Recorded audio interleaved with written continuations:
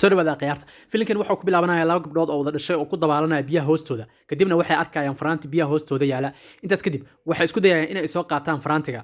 labadan gabdhood oo ujeedid waxa ay ku dabaalanayaan biyaha waxayna arkeen faraanti dheeman oo biyaha hoostooda yaala mid kamid ah tinteeda ayaa waxa ku dhagay qaybta hoose ee biyaha waa uuna jiitay kadibna ta kale way u tagtay si uu caabiso isla markii waxa meesha imaanaya ninka dadka xaadiriya wuxuuna dareemayaa in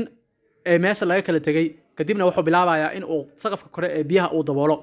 ayaga waxa ay dareemayaan in biyaha ay madow noqonayaan waxayna fahmeen isla markiiba in la daboolayo timihii ay uga soo fujisay gabadha meesha isla markiina kor ay u soo baxeen laakiin waa mar xeelihii fandhaal kala dhaceen oo biyihiina la daboolay labada gabdhood meesha ayuu ku xanimeen odagana mar hore ayuu baxay gurigiisa ayuu aaday maanta waa jimco laba berina waa ay xirnaa doontaa waxaan hubaala inay ku dhiman doonaan waxay ku qasban yihiin inay iraadiyaan waxa ay ku neefsadaan sidaa daraadeed waxa ay sameeyaan ma laha waxa ay garaaceen qaybta kore ee saqafka laakiin ma ahan mid furmaysa waxayna hadda ku qasban yihiin inay isbadbaadiyaan ama ay maskaxda ka shaqaysiiyaan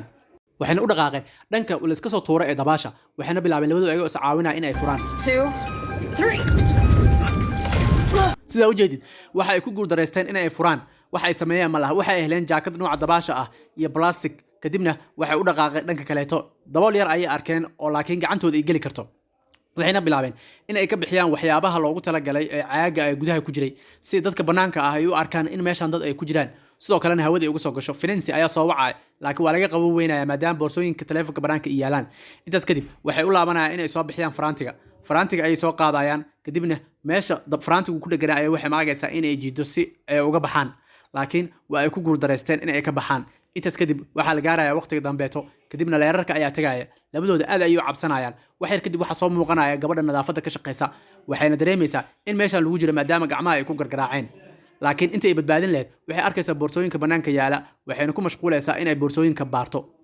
biyaha waxa ay ku hoos xaniban yihiin muddo 5 saacadood ah waxay haystaan dabool yar oo qaylada ay ku gudbin karaan waxaana isla markii imaatay gabadhii nadaafadda halkii ay badbaadin lahayd waxa ay ku mashquushay in ay boorsooyinkeeda lacagta kala baxdo iyo banki kaarka waxayna u dhaqaaqday dhanka laga maamulo qaybta dabaasha waxayna joojisay kaamirada ayaga sheegaysa inay ku jiraan meesha leerka ayayna daartay ayada waxaa laga soo daayay muddo hadda laga joogo 9 bilood xabsiga waxaana laga buriyay shaqada ma haysato lacag ay kirideeda ku bixiso waxay taa meesha in ka bixiyo alaabtiin ay qaataan yaa kirideeda bixinayo intaas kadib ayagu waxay ku dhahan waan handadaysaa miya maxaa waxa aad samaynaysid nabadbaadi wax kastana waa ku ogolnahay kadibna leerka ayaga damisay shaqadeeda ayay iska wadatay What did you do? Nothing. I hope you know it does get real nippy here at night, you know?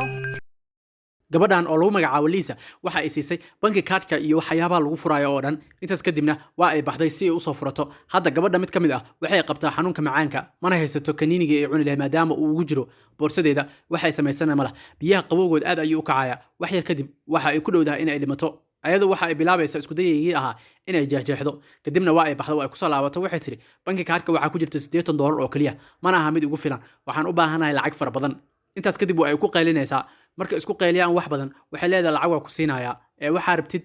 anaga ku sameeynayna meesha naga bixi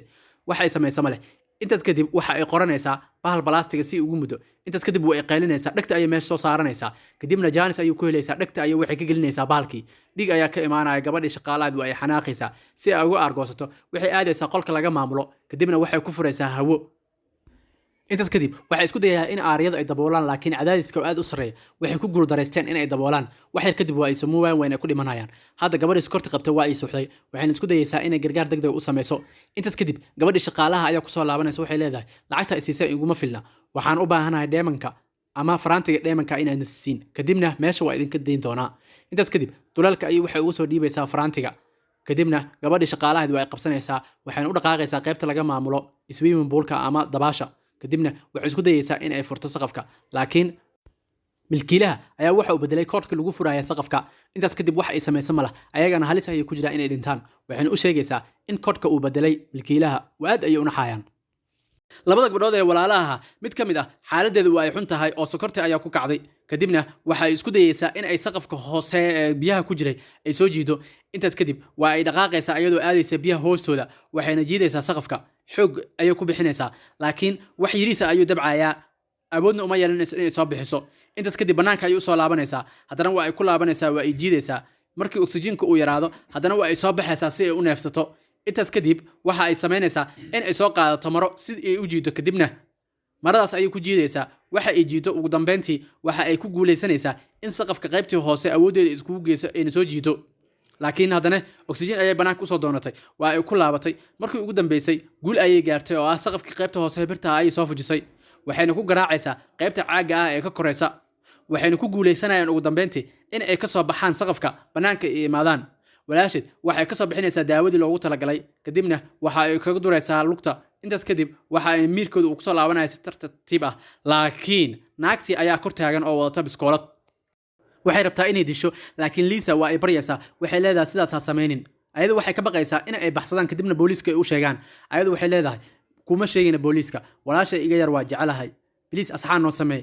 waxa rabtaa ku sameynaya ballan waa inaan booliisku ku sheegin intaas kadib naagta shaqaalaheed waxa galaysa naxariis qoriga ayay dhigaysaa intaas kadib taleefanka ayay wacanayaan ambulance ayaa u imaanayso labadoodiina meeshaas ayaa lagu badbaadinayaa filimkan halkaas ayuu ku dhamaanayaa